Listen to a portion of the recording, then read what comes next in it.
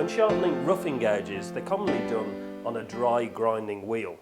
The only problem is, unless you're really good, it's very easy to get lots of different bevel angles. The other problem is it's also very easy to overheat your tools, so you get a burnt edge like that. Can you see? There you can see a burnt edge. Here you can see lots of those bevels. On a wet-wheeled grinder, we don't have this problem.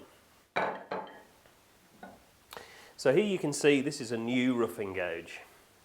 When you buy a new record power turning tool, the angles are very steep, and this is for a reason. Turning tools can be anywhere between 45 to 75 degrees.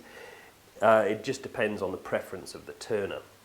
So these angles are cut very steep so that when you grind them to your own preference, you don't need to take too much steel away.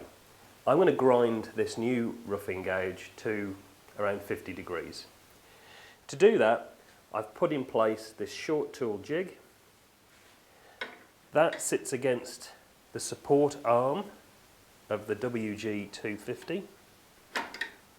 And I'm going to adjust that in line with the angle setting gauge. Now I've set this to 50 degrees. I'm going to place the heel of the gauge on the stone, and this flat foot here, when the tool is on the supporting arm, that flat foot wants to be parallel with the inside of the roughing gouge. So there you can see it's not.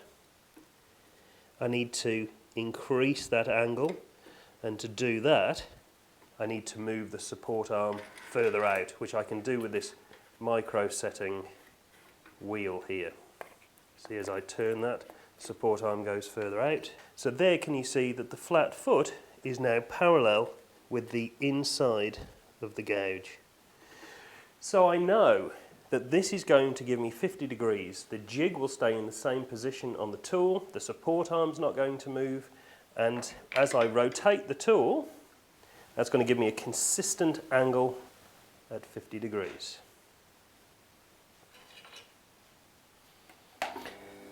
Notice the direction that the wheel is turning. It's turning away from the tool.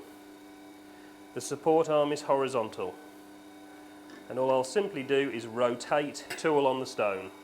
I want a consistent grind along the entire radius of the tool.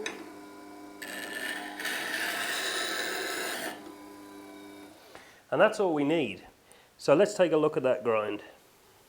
So there you go. So now we've got a nice consistent bevel around the cutting edge of the tool. And I'm going to leave it there because we don't need to hone a turning tool.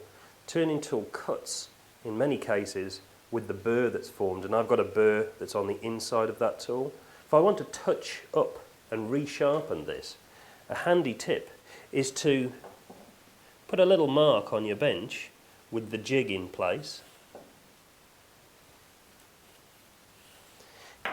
So you've done some turning, and now you need to touch it up again.